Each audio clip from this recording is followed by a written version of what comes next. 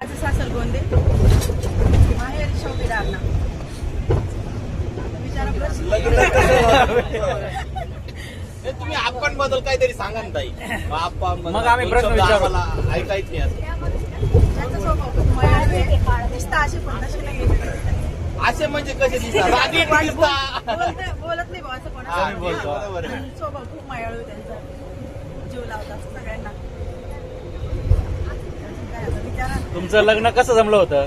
आमचा arrange marriage बघायला आली पहिल्यांदा जेव्हा पाहायला आले अर्जुन भाऊ तेव्हा पहिल्याच पाहण्यात पसंत पडले होते का? त्यांचंच माहिती असतं त्यांना. तुम्हाला पसंत पडलं होतं का असं? तेव्हा मी पहिल्यांदा बघितलंच नव्हतं कारण आले तेव्हा असं. बघायचं कारण डबल नाही नदीवर नदीवर. तुमच्या गावाला नदी जवळ आहे. चालतच नव्हतं नदी पसंती कोणी विचारतच नव्हतं. मग त्यांना तुम्ही नदीवर बोलत होता बघायला? नाही, हो, नाही. ते होतं ना पूर्वीच्या काळी नदीवर बघायचा पगार व्हायचा. नवरी कुठं भेटल? नवरीच्या धुवायला जाईल. हो, आम्ही कपडे धुवायला आलेलो होतो ना मग ते तिकडनं आले होते असं तेव्हा मग बघितलं होतं. लग्नाच्या आधी व्यवसायात होते का? नाही.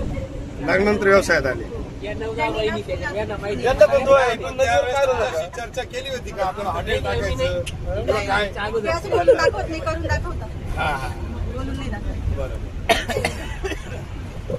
अर्जुन भाऊचा स्वभाव खूप शांत आणि शांत, संयमी व्यक्ती संयमी, आहे. हा. आणि त्याच्याविषयी तुम्हाला किती काय वाटतं बा? किती कौतुक वाटतं? छान वाटतं मला तुमच्याविषयी. अर्जुन भाऊने एवढ्या सगळ्या भावांचं लाईन लावली, हॉटेल लाईन चालू केली, सर्वांचा संसार सेट केले. त्यांनी शून्यातून विश्व निर्माण केले. सगळ्यांनी सगळ्यांनी केले. वैनिंग बद्दल तुम्हाला काही विचारायचं विचार शकता कारण की तुमचा वंशीला त्यांनीच लावेल.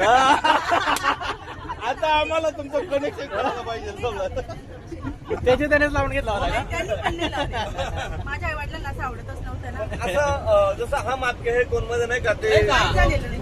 माधव दीक्षितची मोठी बहीण रेणुका छान असते ते मैं लो चली पे आपले देवर के बारातले असं काय झालंय का कार्यक्रम? काहीच नाही झालेलं. तसं तेव्हा नव्हतंच असं.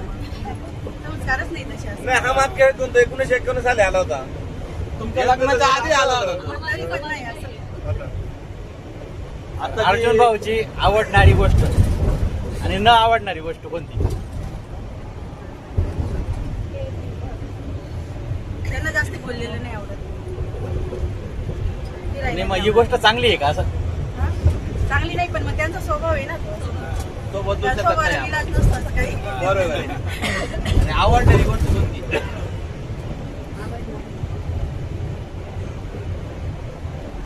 ते तुम्हाला कामाच्या व्यतिरिक्त आज तुमची इच्छा तर बरोबर आहे. शेवटी महिला कशी असते, महिलाला असं वाटतं की मला यांनी फिरायला घेऊन जावं, नाही, मी शॉपिंगला आहे घेऊन त्या जावं. समाधानी आहे बुवा असं. पण ते आवडतं मला ते असं. म्हणजे डोंगरदऱ्या फिराय आवडेल का त्याच्यासोबत?